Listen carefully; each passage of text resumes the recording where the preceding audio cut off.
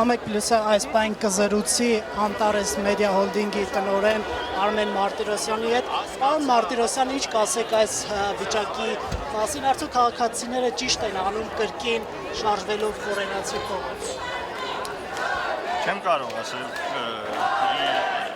նայած վերջի ինչ լինի, համենայն դեպս իշխանությունը այնպես է արել, որ ժողովուրդը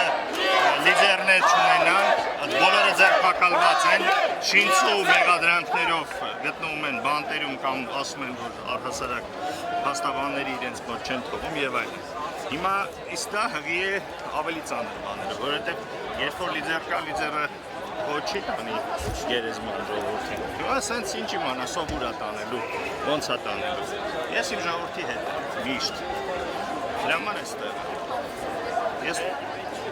պատասխանատու եմ ցանկացած կրկի համար, դրա համար էստեղ։ Ես պետք է իր դժվար ու հեշտ ժամանակներին իր հետ ասեմ, դրա համար էստեղ։ Ուր են գնում չեմ հասկանում։ Պարոն Մարտիրոսյան,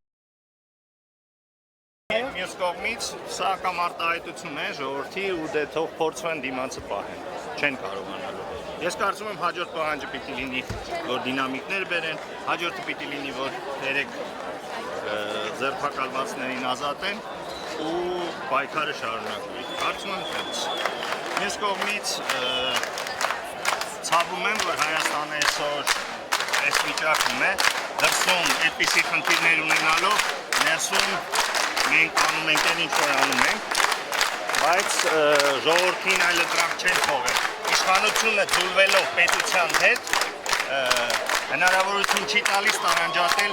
իշխանությունը պետությունից։ Ու երբ որ դուրս ես գալիս իշխանության դեմ, որը որ ողջունելի քայլ է, ստացվում է, որ պետությանը դեմ ես։ Մյուս կողմից ոստիկանությունը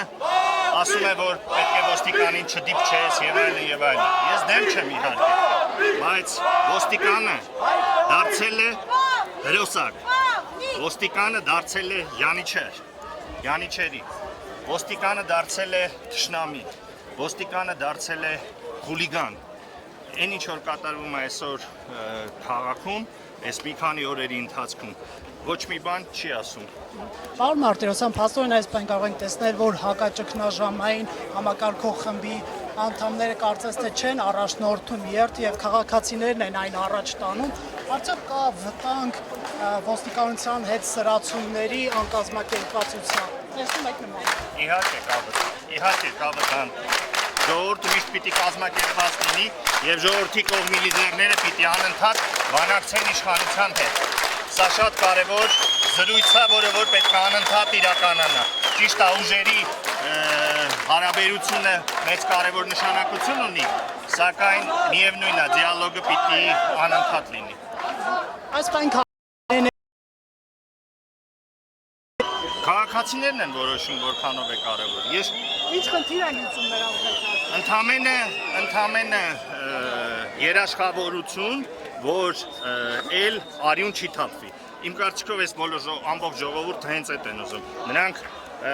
իհարկե քաղաքական նպատակները մնում է քաղաքական նպատակներ, իհարկե բոլորը հոգնել են, բոլորը զզվում են այս գարշանքից, այն ինչ որ կա։ Սակայն ժողովուրդը ինքն է որոշում։ Այս ոչ ոք այս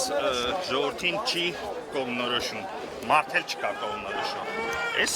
չգիտեմ, ինձ թվում է հենց էս է ինքնաբուխ երթը, ինքնաբուխ հավաքը։ Ժողովրդից հարցնենք, իրար հետ հարցնենք։ Պարոն Մարտիրոսյան, եւ վերջին հարցս,